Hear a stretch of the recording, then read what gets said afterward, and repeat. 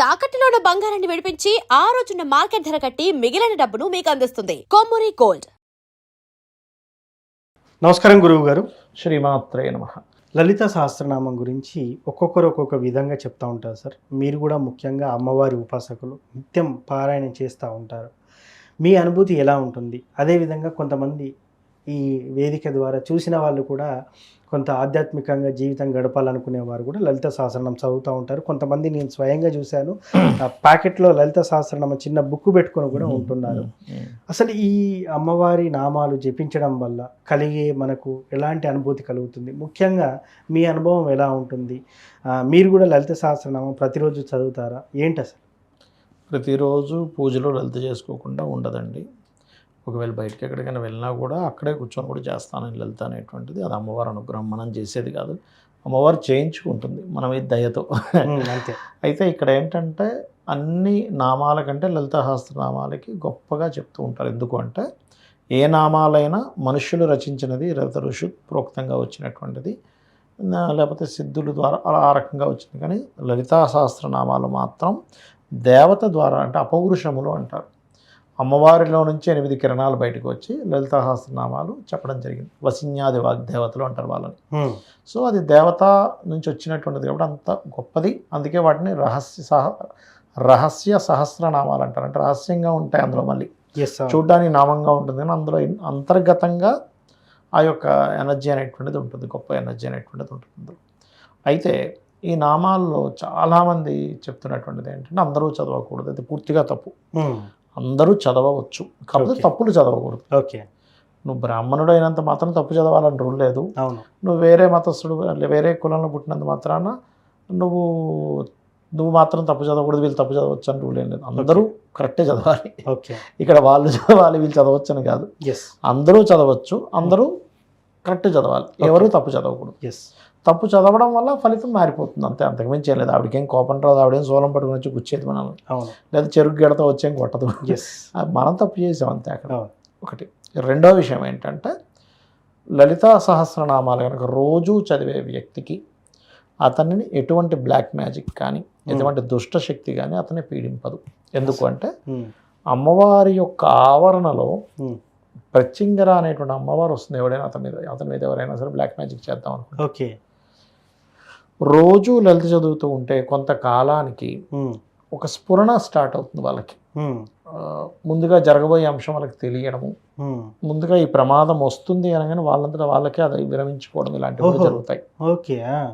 లలితలో అయితే మనం లలితనే కాదు, మనం ఏదైనా ఒక దేవతా మంత్రాన్ని లేకపోతే లలితా సహస్రనామాల్లోనే ఒక నామం తీసుకొని జపం చేస్తున్నాం. ఇప్పుడు ఉద్యోగానికి ఓం మాణిక్య ముకుటాకార జానుద్వై విరాజితాయ నమః, సంపత్కి ఓం సంపత్కరీ సమారూఢ సింధురవ్రజ సేవితాయ నమః, ఓం ధర్మాధ్యక్ష ధనాధ్యక్ష ధనధాన్య వివర్ధినే నమః. అదేవిధంగా ఆరోగ్యానికి ఓం సర్వవ్యాధి ప్రశమని సర్వమృత్యు నివారిణి అగ్రగణ్య చింత్యరూప కలికల్మషనాశినే నమః. ఇలాగా చాలా ఉన్నాయి అందులో. మీరు ఒక నామం తీసుకొని చేస్తూ ఉన్నారు. అలాగా చేయగా చేయగా చేయగా ఏమవుతుందంటే ఫస్ట్లో, అంటే ఈ నామాలైనా అమ్మవారికి సంబంధించిన ఏ నామం మీరు చేస్తున్నా మీరు శాంభవి ముద్ర అంటారు. ఓకే. అంటే ఇలా మీ దృష్టి అంతా ఇక్కడికి వెళ్ళిపోయింది చూడండి, శాంభవి ముద్ర. అది వేసుకొని నాలిక పైకి పెట్టుకొని చేయాలి ఇలా. ఓకే. ఇలా చేసేటప్పుడు ఏమవుతుందంటే మీకు కొంచెంసేపటికి ఒక ఎనర్జీ ఇలా పట్టుకున్నట్టుగా అనిపిస్తుంది. ఓకే. రెండవది, కొంతకాలం మీకు అమ్మవారి యొక్క సిద్ధి కలుగుతుంది అన్నప్పుడు గజ్జల చప్పుడు వినిపిస్తుంది. ఓకే. చేసేవాళ్ళకి గల్ గల్ గల్ గల్ అని. ఒక్కొక్క అవతారాన్ని చేసేటప్పుడు దశమహావిద్యలు ఉన్నాయి. దశమహావిద్యలో ఒక్కొక్క అవతారాన్ని ఒక్కొక్క రూపాన్ని చేసి ఒక్కొక్క రకమైన అనుభూతులు వస్తాయి. కొంతమందికి మాతంగి లేకపోతే శ్యామల అంటారు, ఆవిడనే శ్యామల మాతంగి అమ్మవారు. అమ్మవారు చేసేటప్పుడు కొంతమందికి వీణ శబ్దం వినిపిస్తుంది, ఆ మంత్రమే వీణలా వినిపిస్తుంది చెవులోకి. ఓకే. ఓకే. చేయగా చేయగా మనిషి ఒక రకమైన స్థితిలోకి వెళ్ళిపోతుంది, దర్శనం జరుగుతుంది అమ్మవారిది. స్వప్నం జరగవచ్చు, డైరెక్ట్ కనిపిస్తుంది అమ్మవారు. ఓకే. మీరు అలాగా ఉండగా కొన్ని సెకండ్ల పాటు ఇలా అమ్మవారు కనబడుతుంది, మాయమైపోతుంది. అది మీ ఊహ మాత్రం కాదు, ఊహించుకోవడం వేరు మళ్ళీ. ఓకే. కొంతమంది అమ్మవారిలా ఊహించుకుంటారు, ఊహించుకోవడం కాదు, కనబడుతుంది. ఓకే. ఇంకా మీకు స్టేజెస్ వెళ్తున్నా కదా పక్కన వచ్చి కూర్చున్న ఫీలింగ్ తెలుస్తుంది, మిమ్మల్ని ఇలా తడుగుతున్నట్టు తెలుస్తుంది. ఓకే. సీరియస్గా ఓకే. ఎదురుగా ఇలా ఉన్నట్టు తెలుస్తుంది, పక్క చుట్టూ తిరుగుతున్నట్టు అనిపిస్తూ ఉంటుంది. హ్మ్. మీరు ఆ సమయంలో మీ యొక్క స్థితి అమ్మ అనే భావంతోనే ఉండాలి. ఓకే. అమ్మో దేవత వచ్చేసింది, బాబోయ్ ఏదో అయిపోతుంది. అదే సార్, కొంతమంది చాలా భయపడతా ఉంటారు. సాధన పొందిన వ్యక్తుల్లో కూడా ఫర్ ఎగ్జాంపుల్ 100 మంది సాధన చేస్తే దాంట్లో 90 మంది అమ్మవారే ఉంది అని అనుకుంటారు. మిగతా 10 మంది భయాందోళనకు గురవుతారు. అమ్మో నాకు ఎట్లనో అయిపోతుంది, అంత వింత వింతగా జరిగిపోతుంది అనే భ్రమలో ఉంటారు. భ్రమలు, మరి భయాలు. అట్లాంటప్పుడు ఏం చేయాలంటే వాళ్ళ జన్మజాతకంలో భ్రమయోగాలు ఎక్కువగా ఉంటాయి. అంటే భ్రమలు ఎక్కువ పడుతుంటారు. అది పూజనే కదా, ఏదైనా భ్రమే. అలా భ్రమలు పడేటువంటి యోగాలు చంద్రుడు పాడవుతాడు వాళ్ళకి. అప్పుడు వాళ్ళు ఎక్కువగా ఫస్ట్ దుర్గానామాన్ని చేసుకోవాలి. ఏం దుర్గానామం? ఓం దుమ్ దుర్గాయ నమః సరిపోతుంది. ఎప్పుడైనా అంటే చదువుకోవచ్చు. వాళ్ళకి భ్రమలు తొలగిపోతాయి. ఓకే. ఓకే. దుర్గా దుఃఖనాశిని అంటే దుర్గాదేవి యొక్క అనుగ్రహం కలిగితే మనకు దుఃఖాలు దూరం అవుతాయి. ప్రతిరోజు 108 సార్లు చదువుకుంటే బెటర్. చదువుకున్నా సరిపోతుంది. 48 నిమిషాలు చేయమంటాను నేను, ఏ మంత్రమైనా. అవునవునవును. ఒక ముహూర్త కాలం చేస్తే ఏమవుతుందంటే ఫస్ట్ మీకు భ్రమలు పోతాయి. అంటే కొంతమంది ఏమీ లేకపోయినా ఏదో వచ్చిందని భ్రమపడుతూ ఉంటారు, అవును, ఏదో జరిగిందని భ్రమపడుతూ అవును ఉంటారు. సార్, అవును. ఈ భ్రమల నుంచి బయటపడతాడు ఫస్ట్ మనిషి.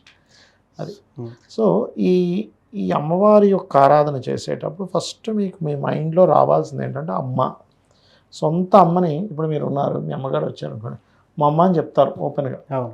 కానీ నేనేమంటానంటే ఆ అమ్మవారిని చూసినప్పుడు మా అమ్మని, సొంత అమ్మని చూసినప్పుడు ఏ ఫీలింగ్తో అమ్మ అంటామో అంతే సేమ్ యాజ్ ఇట్ ఈజ్, ఒక్క రవ్వ కూడా తగ్గకుండా అమ్మ అనే ఫీలింగే రావాలి మీకు. ఓకే. అప్పుడు మీకు ఎటువంటి భయము ఉండదు. ఓకే. ఇప్పుడు మీరు ఉదాహరణకి అంటే ఏ ఫీలింగ్ కలుగుతుంది అంటే, ఈరోజు ఒకరోజు మీ అమ్మగారు మీకు చికెన్ వండి పెట్టింది, మంచి బిర్యానీ చేసి పెట్టింది. తర్వాత రోజు ఏదో మజ్జిగన్నం పెట్టింది. వెంటనే మీరు నేను చికెన్ వండి పెట్టిన వాళ్ళు మజ్జిగన్నం పెడతావా అని అనరు. అవును. ఎందుకన్నారు? తల్లిగా అమ్మ. ఆ స్థితి ఎలా వెళ్ళిపోతుందంటే ఈరోజు బాగున్నా బాగోపోయినా అమ్మే. అంతే.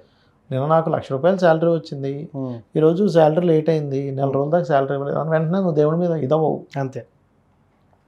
అవును. అమ్మ నన్ను చూసుకుంటుంది. అమ్మ ఈ లౌకికమైన చిన్న చిన్న విషయాల దగ్గర ఉండడు. ఇంకా చాలా సందర్భాల్లో అంత దేవుడే చూసుకుంటారని సగం మంది భారం వేస్తూ ఉంటారు.